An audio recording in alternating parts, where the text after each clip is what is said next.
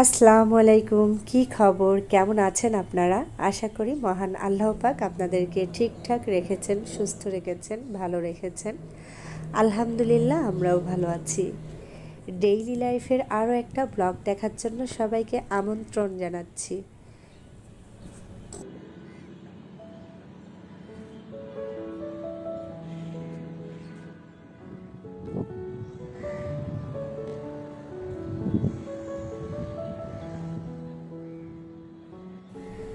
কিছু কাপড় ওয়াশ করে নিয়েছি, এখন ছাদে চলে এসেছি শুকানোর জন্য। তো ভাবলাম এখান থেকে আমার ভিডিওটা আমি স্টার্ট করে দেই। শুরুটা একটু অন্যরকম হলে আপনাদের ভালো লাগবে। দেখা যাচ্ছে প্রতিদিন সংসারের কাজগুলো একই রকম থাকে, তারপরেও চেষ্টা করি একটু ভিন্নতা আনার জন্য। এই ধরুন একটু ক্যামেরার অ্যাঙ্গেলটা চেঞ্জ করা, এরপরে শুরুটা একটু অন্যরকম করা, এক এক দিন এক একভাবে বা এক এক সময়ে শুরুটা করা, একটু যাতে বোরিংটা কম আসে আর কি। চেষ্টা করি আপনাদের জন্য আসলে ভালো কিছু করার, জানি না কতটুকু করতে পারি, তারপরও চেষ্টার কিন্তু ত্রুটি থাকে না। একটা ভিডিও শুরু করার আগে অনেক ভেবে চিন্তে তারপরে ভিডিওটা শুরু করি। আজকে বাচ্চাদের টিফিনে আমি চিকেন ফ্রাই দিয়েছিলাম। চিকেন ফ্রাই করার পরে বেশ কিছু তেল রয়ে গিয়েছে, এগুলো ঠান্ডা হয়ে গিয়েছে। এখন একটি চাকনির মধ্যে টিস্যু দিয়েছি, তারপরে তেলগুলো দিয়ে ছেঁকে নিচ্ছি। যদিও বা এই তেল খাওয়া ঠিক না, স্বাস্থ্যের জন্য একদমই ভালো না, তারপরেও এতগুলো তেল ফেলে দিতেও মায়া লাগছে, এজন্য ছেঁকে রেখে দিচ্ছি আর কি। এখানে আমি 1 লিটার দুধ বসিয়েছি। 1 লিটার দুধকে আমি হাফ লিটার করে নেব। আর কি তৈরি করব সেটাও বলে নিচ্ছি। পুডিং তৈরি করা হবে আর কি। বিকেলে বাচ্চাদের নাস্তার জন্য আমি এখনই পুডিংটা তৈরি করে রেখে দিচ্ছি, এতে করে পুডিংটা ঠান্ডা হবে, আর ঠান্ডা ঠান্ডা ডেজার্ট খেতেই ভালো লাগে। বর্তমান বাংলাদেশে প্রচণ্ড গরম পড়ছে, আর এই গরমের মধ্যে বারবার কিচেনে আসতেও ইচ্ছা করে না। তো ভাবলাম দুপুরে রান্না করার আগে আমি বিকেলের নাস্তাটা রেডি করে নেই। আর এই গরমে খাবার দাবারের আমাদের অনেক চেঞ্জ আনতে হবে, লাইট খাবার খেতে হবে। তো আমি ভাজা পোড়াটা একটু অ্যাভয়েড করার চেষ্টা করছি, যদিও বা খুব বেশি পারি না, কারণ বাচ্চারা দেখা যাচ্ছে ভাজা পোড়াটাই বেশি পছন্দ করে। আপনাদের সাথে কথা বলতে বলতে এখানে ক্যারামেল তৈরি করে নিয়েছি। 2-3 চামচ আমি চিনি দিয়ে অল্প একটু পানি দিয়ে নেড়ে চেড়ে ক্যারামেল তৈরি করে নিয়েছি। এরপরে পুডিং যে বাটিতে সেট করব সেই বাটির মধ্যে আমি ক্যারামেলটা দিয়ে সেট করে নিয়েছি। একটা বাটির মধ্যে প্রথমে আমি ডিমগুলোকে ভেঙে নিচ্ছি। অনেক সময় ডিমের মধ্যে ময়লা দেখা যায়, ব্লাড জাতীয় কোনো কিছু দেখা যায় আর কি। এজন্য আলাদা করে আমি দেখে নিলাম ডিমগুলো ঠিক আছে কিনা। এরপরে ভ্যানিলা এসেন্স দিয়ে দিয়েছি।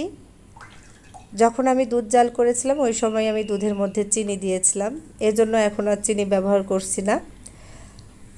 সব কিছু দিয়ে আমি সুন্দর করে মিক্স করে নিচ্ছি, খুব ভালো করে মিক্স করে নিতে হবে।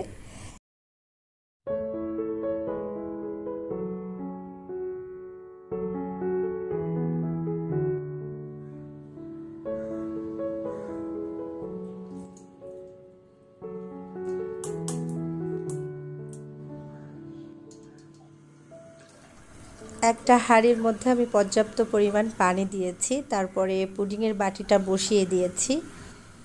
পুডিংয়ের বাটিটা আমি ঢেকে দিলাম, এরপরে হাঁড়িটার মুখটাও আমি ঢেকে দিয়েছি। প্রথমে হাই হিটে রান্না করতে হবে, মানে পানিটা গরম করে নিতে হবে, তারপরে চুলার হিটটা একটু কমিয়ে পুডিংটা তৈরি করে নিতে হবে।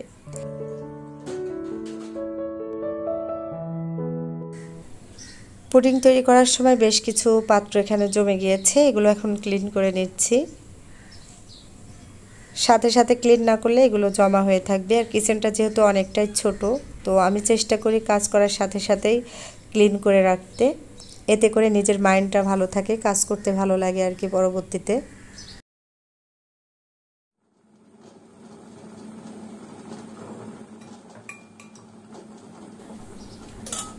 এখন এই তেলটাকে একটা জারের মধ্যে আমি নিয়ে রেখে দিচ্ছি। বর্তমানে বাংলাদেশে অনেক গরম পড়েছে, আমি আগেই বলেছি। এই গরমে আমরা স্বামী সন্তানের খেয়াল তো রাখি, এর সাথে সাথে নিজেরও খেয়াল রাখতে হবে। আমরা যারা হাউস ওয়াইফ আছি তাদের তো বেশিরভাগ সময় কিচেনে থাকতে হয়। একে চুলার গরম, তারপরে প্রাকৃতিক গরম, তো দুই গরমে আমাদের অবস্থাও অনেকটাই খারাপ হয়ে যায়, অসুস্থ হয়ে পড়ি। তো আমাদের খেয়াল রাখা উচিত, আমরা যদি ভালো থাকি তাহলে আমাদের পুরো পরিবারটাই ভালো থাকবে। এই সময় বেশি বেশি পানি খেতে হবে, সেটা হোক লেবু পানি, সেটা হোক ডাবের পানি, সেটা হোক নর্মাল পানি। অনেক লাইট খাবার খেতে হবে।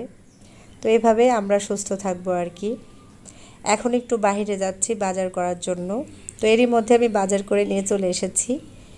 এখানে আমি কিছু সবজি কিনেছি।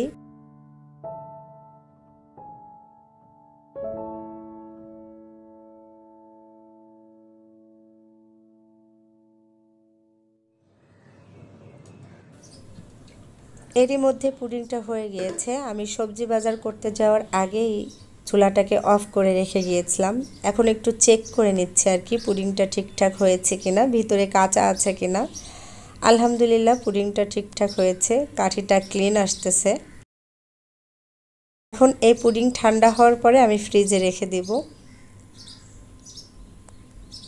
দুপুরে রান্না করার জন্য কাটা বাছা করে নিতে হবে। আর এখান থেকে আপনাদের কাছে রিকোয়েস্ট করে নিচ্ছি, আমার ভিডিওটা যদি আপনাদের ভালো লেগে থাকে প্লিজ একটা সাবস্ক্রাইব করবেন আর লাইক দিবেন। অবশ্যই কমেন্টস করবেন, আপনাদের কমেন্টস পড়তে আমার অনেক বেশি ভালো লাগে।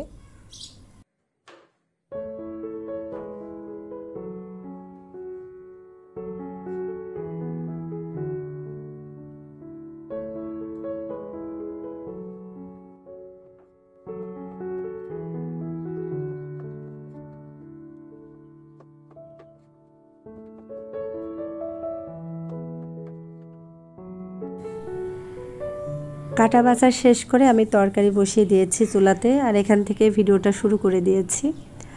অফ ক্যামেরায় সব কিছু করে নিয়েছি। এত কিছু রেকর্ড করতে গেলে ভিডিওটা অনেক বেশি লম্বা হয়ে যাবে, এতে করে আপনাদের বোরিং লাগতে পারে, কারণ এই কাজগুলো খুবই সহজ, আমরা কিন্তু সবাই জানি। আর আমাদের ভিডিওটা যেহেতু আমাদের মতো গৃহিণী আপুরাই দেখেন, তো এজন্য তারা তো অনেক বেশি এক্সপার্ট আমাদের চেয়ে।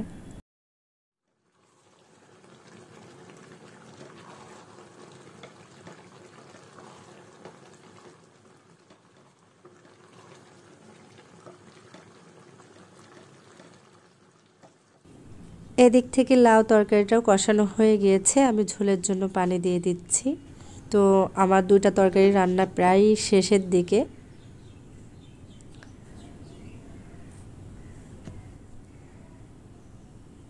এরই মধ্যে তরকারি বসিয়ে দিয়ে আমি ঘরগুলোকে মফ করে নিয়েছি অফ ক্যামেরায়। তো এসে দেখি তরকারিগুলো হয়ে গিয়েছে, আমি সুন্দর করে টিস্যু পেপার দিয়ে কড়াইয়ের আশেপাশে পরিষ্কার করে নিচ্ছি। এখানে বেশ অনেকটা পরিমাণ তরকারি, এই তরকারিগুলো একদিনে খাওয়া আসলে সম্ভব হবে না আমাদের জন্য। তো এইভাবে কড়াইয়ের মধ্যে রেখে দেব, আর যতটুকু লাগবে বাটির মধ্যে নিয়ে টেবিলে নিয়ে নেব আর কি। পরবর্তীতে এগুলো এভাবেই আমি ফ্রিজে রেখে দিব। একে একে আমার বাচ্চারা সব চলে আসতেছে। তো ছেলে অলরেডি চলে এসেছে, আমার রান্নাও প্রায় কমপ্লিট, শুধু উচ্ছে ভাজি করে নিতে হবে। আপনাদের ভাইয়া আজকের বাসায় আসবে না, হঠাৎ করে অফিস থেকে একটা দুঃসংবাদ শোনা গিয়েছে। একজন সৈনিক ভাইয়া মারা গিয়েছে, মাত্র 3 বছর হচ্ছে চাকরিতে জয়েন্ট করেছে। তো ভাইয়াটা হঠাৎ করে তার কলিগদের বলছে আমার খারাপ লাগছে, মাথা ঘুরছে। এই বলতে বলতে ভাইয়াটা মাথা ঘুরে পড়ে যায় এবং সেখানেই মারা যায়।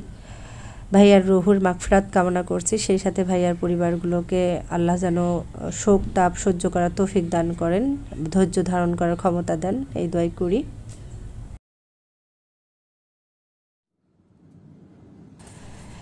এটা হচ্ছে সন্ধ্যার পরে, বিকেলবেলায় আমি কাপড়গুলো উঠিয়ে এনেছিলাম ছাদের থেকে, বাট তখন আর ভাঁজ করা হয়নি।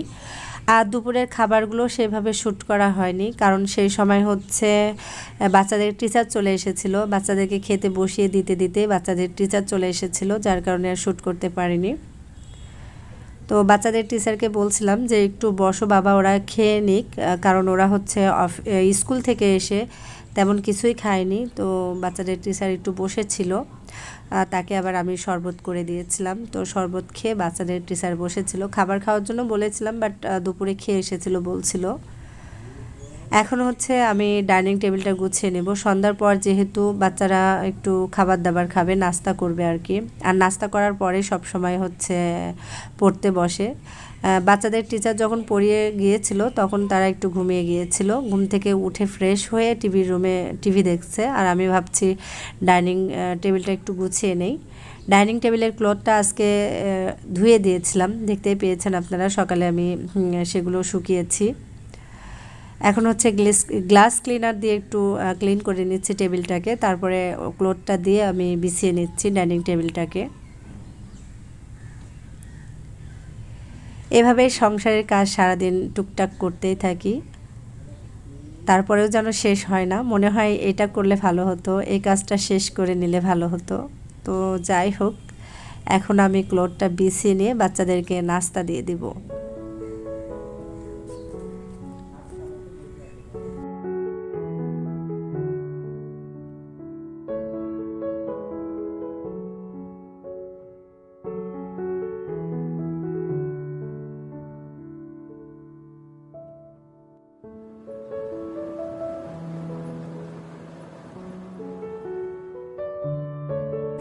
সকালে যে পুডিংটা তৈরি করেছিলাম সেটা ফ্রিজে রেখে দিয়েছিলাম, বেশ ঠান্ডা হয়েছে। খুব বেশি ঠান্ডা বাচ্চাদের খাওয়ানো যাচ্ছে না, কারণ গলা বসে যাচ্ছে। তো এখন হচ্ছে 3টা বাচ্চাকে আমি খেতে দিয়ে দিব। তো এটাই হচ্ছে আজকে বিকেলের নাস্তা আমাদের। আলহামদুলিল্লাহ পুডিংটা বেশ ভালোই হয়েছিল, বাচ্চারা এমনিতেই পুডিং অনেক পছন্দ করে, আর তারপরে ভালো হলে তো কথাই নেই। চেষ্টা করি সব সময় বাচ্চাদেরকে বাসার তৈরি খাবার খাওয়ানোর জন্য।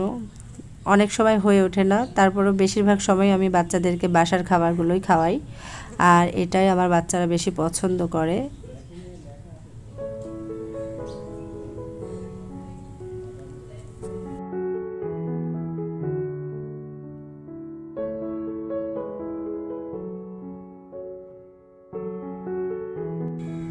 সন্ধ্যার নাস্তা খেতে খেতে আপনাদের কাছ থেকে আমি বিদায় নিয়ে নিচ্ছি। আজকের ভিডিওটা কেমন লেগেছে অবশ্যই কমেন্টস করে জানাবেন। আর সেই সাথে ভিডিওর এই পর্যন্ত এসেও যদি লাইক না দিয়ে থাকেন, আমার জন্য একটু কষ্ট করে লাইক দিবেন একটা প্লিজ। নেক্সট ভিডিও দেখার জন্য সবাইকে আমন্ত্রণ জানিয়ে আজকের মতো আমি এখান থেকে বিদায় নিচ্ছি। সবাই ভালো থাকবেন, সুস্থ থাকবেন, আর আমাদের জন্য দোয়া করবেন। আল্লাহ হাফেজ। আসসালামু আলাইকুম।